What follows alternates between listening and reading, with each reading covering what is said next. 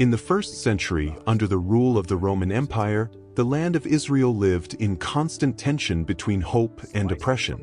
The streets of Jerusalem were filled with pilgrims, merchants, and teachers of the law. The people longed for the coming of the promised Messiah, one who, according to the scriptures, would restore the kingdom and bring deliverance. Yet those expectations were not the same for everyone. Some awaited a warrior king. Others expected a political leader. Few imagined a different path.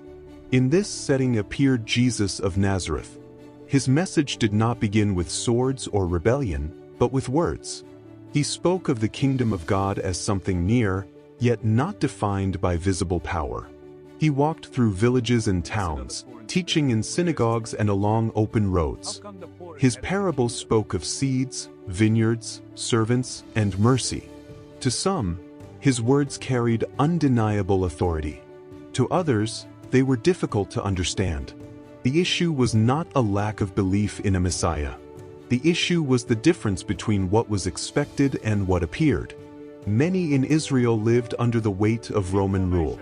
Heavy taxation, military presence, and the loss of autonomy fueled a deep desire for immediate liberation. In that environment, the idea of the Messiah became closely tied to political victory and national restoration. Yet Jesus spoke of loving enemies, of forgiveness, and of humility. That difference created a divide. Religious leaders, trained in the law and traditions, observed him closely. Some recognized depth in his teachings. Others saw danger. Jesus did not always conform to established expectations. He healed on days considered sacred. He approached those who were marginalized.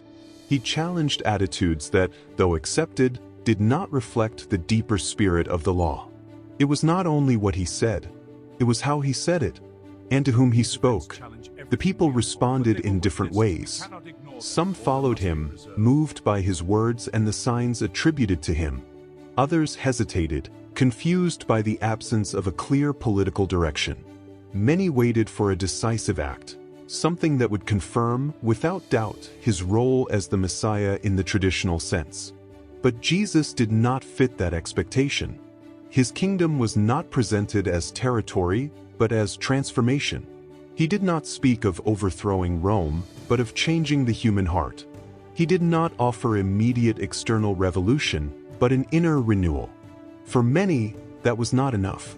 In a society shaped by the hope of visible liberation, a spiritual message could seem distant from urgent needs. Generations had lived with promises of restoration.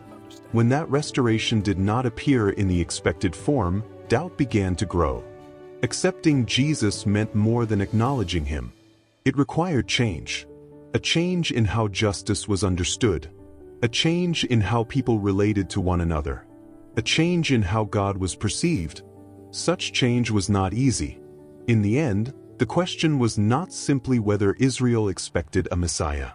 It was whether they were willing to recognize him in a form different from what they had imagined. Some did, others did not.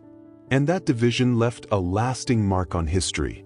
Over time, the figure of Jesus continued to inspire faith, reflection, and debate. His message endured, crossing generations and cultures. For some, he represented the fulfillment of ancient promises. For others, a different interpretation of them. The story does not end with a single conclusion. It remains open, like an invitation to understand not only what was expected, but what truly stood before those who listened.